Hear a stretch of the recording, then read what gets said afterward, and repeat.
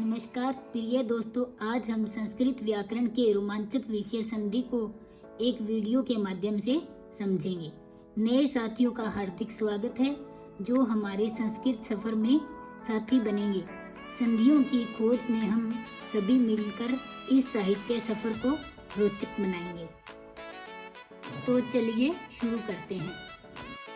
संधि को अनेक प्रकार से परिभाषित किया गया है। तो नंबर 1 परिभाषा इसकी परह सन्निकर्ष संहिता। नंबर 2 है वर्णानाम मेलनम संधि। नंबर 3 है लोपागमादेशे वर्ण विकारः वा संधि। तो ये 3 प्रकार की इसकी परिभाषा है, इसको आप याद कर सकते हो। 2 वर्णों में अत्यधिक या अतिशय सन्निग्ध ही संधि कहलाती है। संधि को संहिता भी कहा जाता है। संधि को क्या संहिता भी कह सकते हैं। आगे है 2 वर्णों का उच्चारण बिना किसी व्यवधान के निरंतरता से करना ही संधि है। इन दोनों वर्णों के मिलन में कोई आगम या आदेश या विकार होता है या किसी वर्ण का लोप हो जाता है तो उसे हम संधि कहेंगे। आगे इसकी हिंदी में परिभाषा है जो 2 वर्णों के परस्पर मेल को हम संधि कह सकते हैं। संधि भेद है। संधि के भेद व्याकरण शास्त्र की प्रक्रिया परंपरा में संधि 5 प्रकार की मानी गई है और भट्टोजी दीक्षित ने लघु सिद्धांत कौमुदी में संधियों के अनुसार 5 प्रकरण बनाकर संधियों के 5 भेद बताए हैं।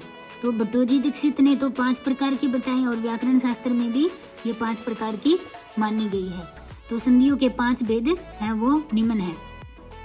तो नंबर 1 है अच संधि। अच संधि को हम क्या कहेंगे? स्वर संधि। आगे नंबर 2 है प्रकृति भाव संधि। नंबर 3 है हल संधि। हल संधि को हम क्या कहेंगे? व्यंजन संधि। इसको हम व्यंजन संधि भी बोल सकते हैं। नंबर 4 है विसर्ग संधि और नंबर 5 है स्वादि संधि। आगे वरदराज आचार्य ने लघु सिद्धांत कौमुदी में 3 प्रकरणों में विभाजन करके संधि के 3 भेद माने गए हैं। अलग अलग जो व्याकरण के जो ऋषि मुनि हैं उन्होंने जो शास्त्र आचार्य हैं उन्होंने अलग अलग संधियों के प्रकार बताए हैं। तो भट्टोजी दीक्षित ने तो 5 प्रकार के बताए हैं और व्याकरण शास्त्र में भी 5 प्रकार के और वरदराज जो आचार्य मुनि हैं उन्होंने 3 प्रकरणों में विभाजित किया है संधि को। तो अलग अलग ऋषि मुनियों ने अलग अलग भेद इसके बताए हैं। तो 3 भेद जो हैं वो नंबर 1 है अच संधि जिसको हम स्वर संधि बोलते हैं। नंबर 2 है हल संधि जिसको हम व्यंजन संधि भी बोलते हैं और तीसरी है विसर्ग संधि। अच संधि प्रकरण आगे अच संधि के प्रकरण आगे बताए गए। 2 स्वरों में संधि कार्य होने पर अच संधि होती है। 2 स्वरों में जो संधि का कार्य होता है उसे हम स्वर संधि कहते हैं। 2 स्वरों का मिलन स्वर संधि कहलाता है। 2 स्वरों का मिलन उसको हम स्वर संधि कहेंगे या अच संधि कहेंगे। अच संधि के 7 भेद होते हैं जो इस प्रकार है। नंबर 1 है सवर्ण दीर्घ संधि। नंबर 2 है गुण संधि। नंबर 3 है वृद्धि संधि।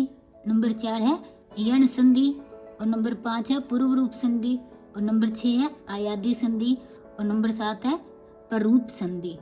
तो दोस्तों आज हमने संस्कृत के महत्वपूर्ण विषय संधि के बारे में पढ़ा जो कि रीट व सेकंड ग्रेड एग्जाम में 8 से 10 क्वेश्चन आते हैं। अगले वीडियो में हम अच संधि के बारे में विस्तार से पढ़ेंगे। धन्यवाद दोस्तों।